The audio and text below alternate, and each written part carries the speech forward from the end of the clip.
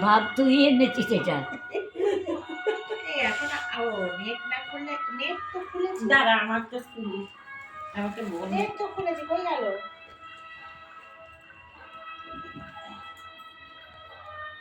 আসেনি। আমি অন্য জামানার লোক, এই জামানার না। কোথায়? আমি তো নেট খুলেছি। অনেক আগের।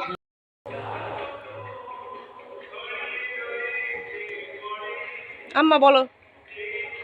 কি বলবো বলো? বলো যে তুমি কখন ফুল গুজতে মাথায় বিয়ে বাড়ি গেলে? মানে আগে তোমরা মাথায় ফুল কিভাবে দিতে? আগে খোপা বাঁধতাম, একটা সুচিত্রা সেনের খোপা। আচ্ছা। সুচিত্রা সেনের খোপা বেঁধে তারপর মাথায় ফুল দিতাম পেছন দিকে। আর খোপাতে বিনুনি বেঁধেও, বিনুনিতে লম্বা বিনুনি বেঁধে বিনুনিতে ফুল দিতাম। আর খোপার মধ্যে আর কি কি দিতে? কাটা ঠাটা? পাতা দিতাম না। পাতা না, কাটা। কাটা আমরা কাটা ছাড়াই খোপা, ও অনেক ডিজাইনের খোপা বাঁধতে জানি। ও হ্যাঁ, চুল দিয়েই নানা রকমের খোপা বাঁধতে জানি। আচ্ছা আচ্ছা, কাটা লাগে না। আচ্ছা আচ্ছা।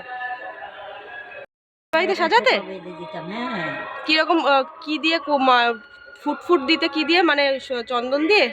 চন্দন দিয়ে মুখ, গাল, কপাল সব আঁকতাম, খুব সুন্দর আঁকতাম। আচ্ছা। সারা কপাল এঁকে দিতাম, আবার গাল অব্দি নামতো।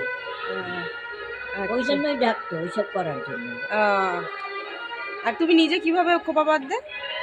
আমি নিজে যত ওই সুচিত্রা সেনের স্টাইলের খোপা ছিল, হ্যাঁ, ওগুলোই বেশি বাঁধতাম।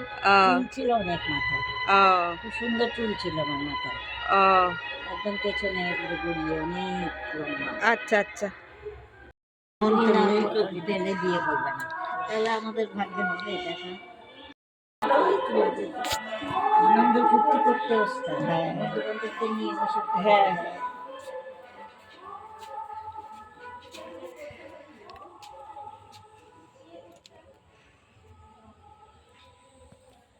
যাদের সঙ্গে থাকে সবাইকে নিয়ে মাথায় করি। এটা তো ইয়ে ফুল, ওই যে তুই বলিস না এটা নাকি তোর অপরাজিতা। ও, এটা অপরাজিতা? না না, ও বলে, ও বলে এটা নাকি অপরাজিতা। না, এটা আমাদের বাড়িতে এই ফুল আছে বলে। এটা অপরাজিতা না, অপরাজিতা না, এটাকে নীলকণ্ঠ বলে। হ্যাঁ নীলকণ্ঠ, নীলকণ্ঠ, অপরাজিতা। আসল নীলকণ্ঠ এটা। নীলকণ্ঠ শিব পুজোয় লাগে এটা। তাই? আমরা তো নীলকণ্ঠ অপরাজিতা দিই না।